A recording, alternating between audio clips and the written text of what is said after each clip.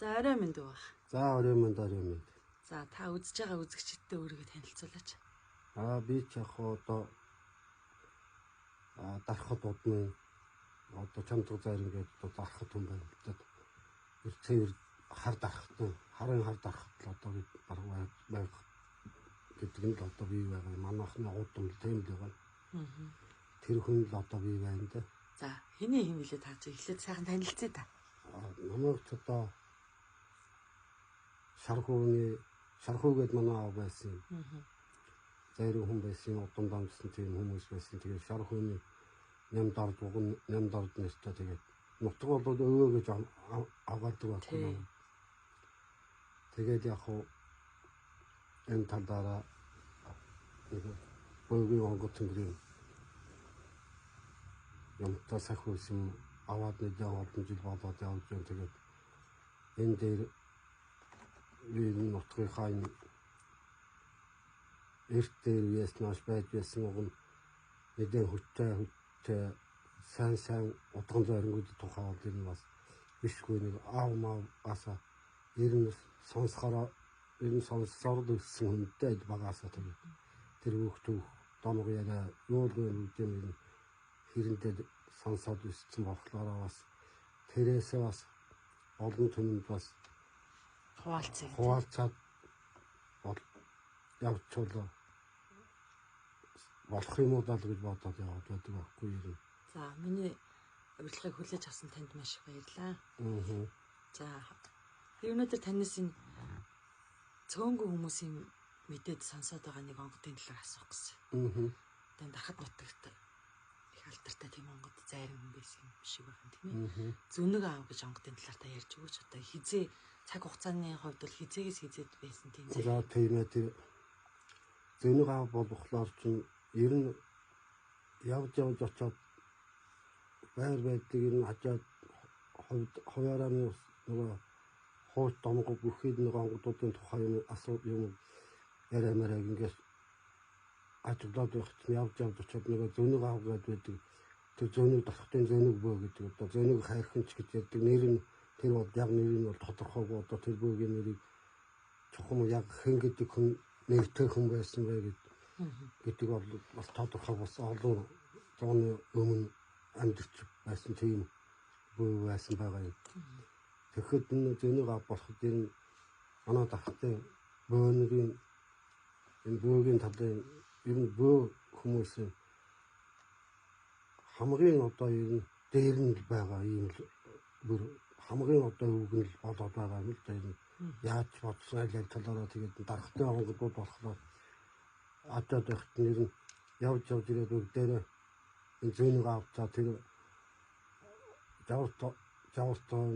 жавртын тэнгэр мэнгэргээ тэр хосын аав дарахтын тэр гинби зайрын арьяа зайрын ингээд тэднүүд болохоор явж тэр зөнөг аавтаа зайлшгүй холбоотой гаргадаг. Он цагийн хувьд бол хэдээс хэдэн онд ер нь байсан байж та. Тэр одоо зөнөг болохоор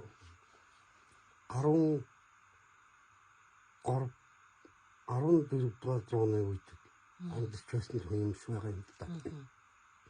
Тэгээд тэндээс хойш одоо тэр бусад зайрын онгодууд болохоор тэгээд 1600, 1700, 1800 оны үед тэгээд хамгийн сүүлд 1800-ны сүүл үеэр амьдарч байсан ер нь бөөнүүд одоо яваад байгаа тэр онгодууд тэр арьяа зайран маяг тэр жимби зайран тэр эрмэл зайран маяг гэдэг нь болох ч бас сүүлийн 1600, 1700 тэгжид амьдарч байсан тэгээд тийм бөөнөр байдیں۔ Тэгээд тэр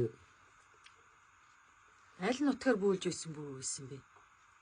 Одоо ер нь тэр та түрүү хэлсэн чинь тагийн туваар тийм гээд байгаа гэдэг. Тэр энэ хүмүүс болохоор ер нь тэр Тэнгисийнхээ голоор ер нь одоогор л Хөвсгөл аймгийн эрдэнэ Тэнгисийн одоо Тэнгисийн гол.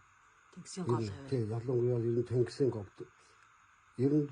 Ер нь бүгд тэр том онгодууд бол бүгд тэр Тэнгисийн голд ер нь нутгадаал амьдрал ах дүү хүүхдүүдтэйгээ ер нь хэдэн үеэрээ тэнгэл нутглаад байсан хүмүүс байгаа юм яасан. Тэгээд тэр газраар тэр одоо зөнөг аав тэр жавртын аав гэдэг нэг уул аачаад онголоо тахицсан байгаа уулынхын нэрээ дандаа нэрлэлсэн асарлах гэдэг л. тий өлийн даваатын тэнгэр, нахуугийн тэнгэр, жавартын тэнгэр, буряны тэнгэр гэдэг одоо тэгэл тэр няруусын тэнгэр мэнгэр гэдэг. Ер нь л тэр цагаанууд, доод цагаануураас цааш тэндэл нутгалж амьдарч байсан хүмүүс юм.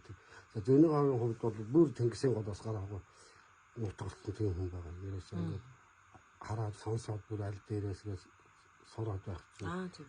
Тийм энэ хаашаач яваагүй тэнгисийн голоор байж байсан тэр чухам тэр ид шидэн тэр нутгасаа гараад хаа руу явж байсан тэр нь бол тодорхой. За ид шид гэсэн дэр та тэр зөнийг автай холбоотой одоо сонсч ирсэн сонин сайхан домог яриа юу юм танд? Байна. Хамгийн сонирхолтой тийм хамгийн одоо сонирхолтой нь болохоор зөнийг ав болохоор ганцхан хүн байсан байгаа юм. За. Нэлээд өндөр настай гартлаа ер нь ганцхан явсан. Одоо бараг нэг 50-60 нас орчим настай болтлоо байх ер нь ганцаараа явсан. Ганцхан тэр зөнийг авын хүүхэд тэгээд ер нь хэд нассан хүн байсан гэлээ? Одоо энэ Монголын бөөгийн түүхэнд тэр дундаа тэр дарахтын бөөгийн тэр хар судармуудад тэр түүхэн юунд их сурвалжууд тэр бичээд энэ эрдэнэт судлаачдын юугаар бичээд тавьсан, бичээд гаргасан ном юм дээр байж байгаа юм. Ингээд уншихлаа. За зөвхөн зөний гавын зөвхөн бойлсон хугацаанд 120 гаруй жил бойлсон байгаа байхгүй. Тийм. Зөвхөн бойлсон хугацаа. Зөвхөн бойлсон хугацаанд. Тэгэхээр тэр хүн өлгийтэй байхдаа бойлоогийн тодорхой. Тэр үеийн бөөгийн нөгөө ёс судахаа дагуу айгүй бол 90 цент хүрсэн хаанч байд юм уу? Бүр доор хойгт 9 настай байсан ч юм уу? Эсвэл 16 наснаас хойш тэр онгодоо авсан ч бөөнүүд байдаг. Зарим нь 43 нас хүрж байж авсан бөөч байдаг. 37-ныхаа жилийг давж байд онгодтой бойлж ихсэн тийм бөөнүүд янз л да. Тэгэхэд зөнийг авч ухам хэдэн настай одоо тэр бөөсөн байх нь тодорхойгүй. Тэгэхэд чинь тэр хүн доор хаяад 150-60 наслсан хүн байгаа болоод байгаа байхгүй юм. 140-од энэ хүн нассан хүн байгаа байхгүй юу. Амьсэр үе явахта. Тэгээд энэ хүний одоо ижид гэдэг бол ерөөсөө алдартай нэг ерөөсөө сонсоогүй мэдэхгүй хүн. Одоо өөх түүхэн рүүгээ жоохон тонгоодог ер нь хүн амьтнаас түүхийн одоо юм асуудал авдаг тийм хүн бол байвал тэр энэ гавын түүхийг бол ерөөсөө заавал мэдэж байгаа. Манай нутагт бол одоо тэрийг сонссон хүмүүс зөндөө байгаа. Тэгэхэд энэ хүн ямар ижидтэй ямар хэмжээний хүн бөө байсан бэ гэх чинь тэр үеийн нөгөө хүмүүс нь тэгж одоогийн шиг тэгж маан цааны нь ярихгүй хэн нэг тэгж хотлоор өнөө айхтар тийм амар идтэй байна, ийм чидтэй байна гэдэг ингэж санаанд оргороо хэлдэггүй яахлааргүй болсон явдлыг л ярьдаг ийм л байсан байгаа юм л дээрээсээ тэр дээр үеийн тэр хүмүүс чинь тэгээд яхад тэр 50 гаруй бараг 60-аад настай хөгшин одоо тийм байх настай байх үедээ тэр ганц хүн нэг өдөр одоо буряатын ахын гол гэж байдаг байхгүй. Буряатын ахын голоос ах харганы гол гэдэгээс чинь одоо буряатын хамгийн одоо цуута айди цуута тийм хөөхөн гэж одоо цуута хөөхөн гэж ярьдаг тийм нэртэй сайхан үзэсгэлэнтэй тийм залуухан өсгөө. Тэгээд буряатын нэртэй тийм баян айдын тийм охин гэргэнтэл малдаа явж янд шууд мартаа тэрчгээрээ хил даваад зэн гавын гэр тэнгисийн голыг уруудж ирээд одоо Монгол сарын даваанаас хойно байхгүй чинь. Тэгээд тэнгисийн голыг уруу дуулж давхиж ирсэн байгаа юм. Тэр дуулахдаа одоо аз сүлтэй жарааха ахын голд эргэлдэнэ гэж тэгж өөрөө тийм дуулахад дуулж маста тэнгисийн гол урууж ирээд дэн гавын гадаа ирээ шууд мараа уян дээр нь мараа уяад шууд орж ирээд дэн гавын одоо ихнэр болсон байгаа байхгүй юу гэж. Тэр сайхан эмэгтэй юу? Тэр сайхан нөгөө алдчихсан нэртэй цуута тийм хүүхэн. За. Айдын охин. За тэгээд яг та тэгээд нөгөө онгоцынхоо эдсээр дээр авчирсан л байгаа юм. Ховсч байт юм уу? Ямар нэгэн эдсээр нааш нүрийг өөрдөө нөгөө хүмүүс чинь дарлаад авчирсан. Тэгээд байж нөгөө хойно малдаа явсан хөөхд нь алга болцсон байдаг. Нөгөө ах харганы гол хөлийн цаана Монголын хил рүү орсон гэж ямар хэд ч мэдэхгүй. Нөгөө ах дүүн рүү самд минь болоод хүн алга болсон гэдэг ирэл хайгуул болоод сургааж тавиад бол тийм юм болж байгааг зөний гав мэдсэн байгаа л да тийм. Хэн ч мэдээд хүн нэг дэрчсэн байхад. Тэгээд эхнэртэй хэлсэн байгаа юм. За одоо 3 хоног яг 3 хоног юм. Тэгээд за одоо хоёулаа явахгүй болохгүй. Одоо хойш нөгөө хүмүүс ах дүүнэр аав ээж хам хүмүүс нь бөө юм болж байгаа. Одоо самд минь бөө юм болж байгаа. Ирэл хайгуул ирэл суул хэцүү юм бол тэр хүмүүс хэцүүч нь хоёулаа явнаа. Одоо хатам хүмүүстэйгээ очиж уулзна хоёулаа яв. За. Тэгээд мод тогтоод мартай хоёулаа дахиад одоо ахын голд ирсэн байгаа юм. Хил даваад. Тэгээд ах харганы голд ирээд нөгөө охин одоо эхнэрийнхээ аргыг хатам одоо авантаа ирж байгаа юм тийм. Тэгээд нөгөө охины дагуулаад ороод ирдэг нөгөө охин чинь хэдэн 3-4 хоног алга байж нэг мэдхний огт танихгүй тийм Монгол хөгшин Монгол хүн дагуулсан дахиад ороод 50-60 настай тийм. Тэгэнгүүт нь чи яагаад хаацсан ирсэн юу болсон яагаад юм хаа хүрээд ирсэн гэхдээ би одоо энэ хүний ихнэр болцоо би энд явж биш уу очоод гэрт нь оцсон. Ингэсэн чинь чи битээ хотлаа юм яриад байгаарай ирнэ. Чи хүн хизээч тийм байна гэж байхгүй. Чи энэ охиныг юу яасан бэ? Хулгайж авсан уу? Ямар арга зайлшгүй хэрэгжилж авсан чи? Энэ малдаа явж байхад чи хулгайж авсан. Чи дагуулад явсан. Тэгж л бодогдсон л дээ. Тэгээ нөгөө хатан хүмүүс нь уурсан байв л дээ. Тэгсэн үгүй одоо би таны охиныг надтай ихнэр болох гаяа тавилгатай ийм байсан учраас би та ингээд аль аль талаасаа гээд би дуудаж авсан юм уу? Гэхдээ чиний өхлөөтөн хүнийг ингээд хэдийн цаанаас дуудаад одоо аач байдаг ичж гэж ямар юм байх вэ? Тэ хотлаа юм яриад байгаад ингээд хатнууд нь ширүүхэн уур амьсгалтай ширүү хандсан байна л да. Тэгсэн тэгээд тэгээд явхаар тийм хон зөнжүүд хотоо нутуруугаа буцахаар болонгууд нөгөө охин чинь явхаар болдог дайд юм байна. Ясаас үл дагаад явна гэх. Тэгэхээр за чи тийм бол тэр шидэ биднүүд харуулаарай. Тэгэхгүй бол ер нь охины хулгайж авсан байт юм уу ямар нэгэн байдлаар чи ман сурулсан байт юм уу ямар нэгэн байдлаар ингэсэн байна уу тийм. Тэгэнгүүт нь за тэгвэл би шидэ харуулна. Намайг явсан гэртээ очсон хаал миний шидэг үзнэ та нар гэдэг. Тэгсэн тэгэл нөгөө эхнэртэй хоёлоо хил даваад ирсэн байгаа тэнгисийнхээ голд. За. Тэгээ ирээд байтал нөгөө хөргөн охин хоёр явсны дараа маргааш өглөө тэр ахын голдоо нэртэй том тийм хайнгийн шар байсан байгаа юм тэр их том тийм мал байсан. Нэг өглөө байтал чинь өхрийнхээ зэдэнд нөгөө эхнэр хүүхнүүд нь малаас агаа сайдынхаа зэдэн дээр байж байтал нөгөө амар том шар очиж унаад өгсөн байгаа юм. Тэгсэн одоо яадаг юу болчихвээ нөгөө хүмүүст нь бүгдээрээ нийлээд нөгөө шараа игээд алис мэлсэн өвчөө тэгээд махшуудын одоо янзж авахаар ингээд янгууд задлаад ингээд алсын ягаад махын хуваах гэсэн өрөөс нь талынх нь нэгдлийнх нь 8 хавир алсын дотор алга байсан байгаа. Задлаа харсан ч. Нөгөө шарных нь одоо ийм мал гэж байхгүй юм чи ийм мал юу гэж амт явах гэсэн. Тэгээ алсын дотор нь яа харахгүй юм ингээд шинхэн салгаад авсан байгаа хавир юм. За энэ ерөөсөө нөгөө нэг бүр хачин аах гэх зэрэгцээ нөгөө хүмүүс чинь За нөгөө хөргөн чинь яахан аргагүй идэх хүн бол таарлаа. Одоо ерөөсөө энэ уучлалтгүй яа бүгдээрээ явъя. Тэгээд дахиад нөгөө ах дүү нэг ирсэн байгаа юм. Одоо нэг аваас ирж уутаараа гараарэ гэж бас яхаар.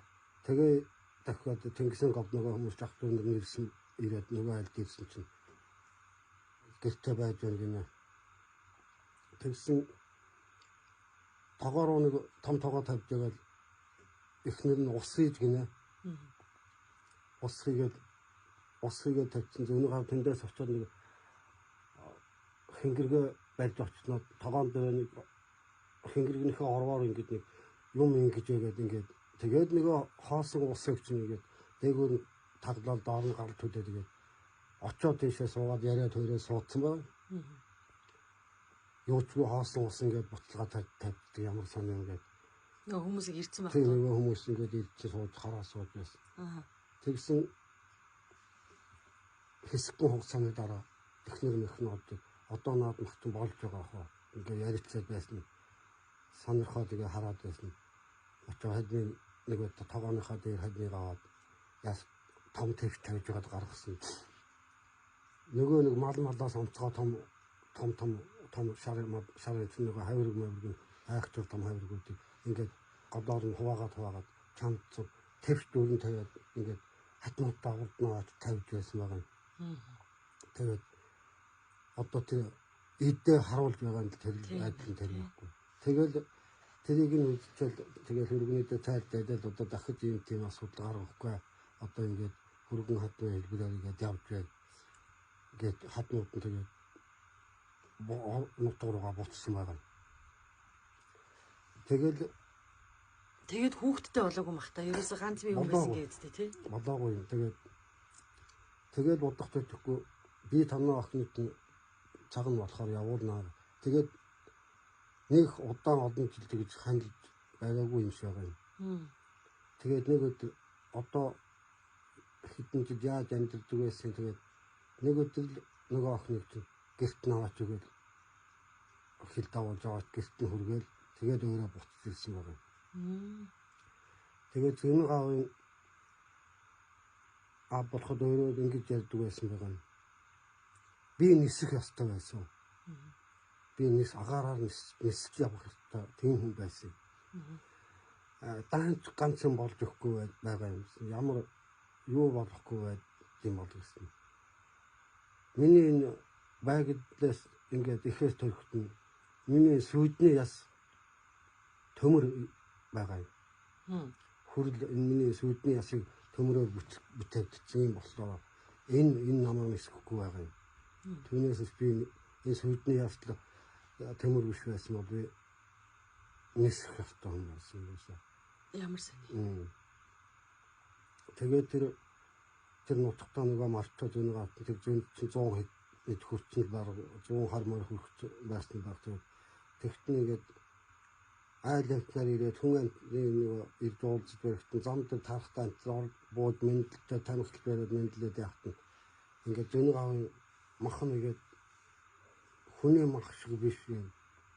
Мах бодон тэг тэгээд өмхтэй мод шиг нэг гаднаасаа өмхсөн мод шиг үүрээд өмрөөд тэгээд энэ тэнтэйг өмрөөд гунтсан ингээд явж тэгсэн учраас цусмас гардаг тэгээд зөний гав боллоо тэгээд өөрөж байдаг болсон бас бий болсон гэж аахгүй догногно тэгээд босод хүн шиг биш хамгийн сүүлд тэр ягсан нь тэгээд жижигсээр байгаа тэгээд энэ тэнтэсээ үлтэр дуусаар ингэсээр байгаад бараг ясны үлдсэн юм уу тэгээд жижигсээр байгаа тийм хөөхөттэй чинээ бол уушин тэгээд оршуудаад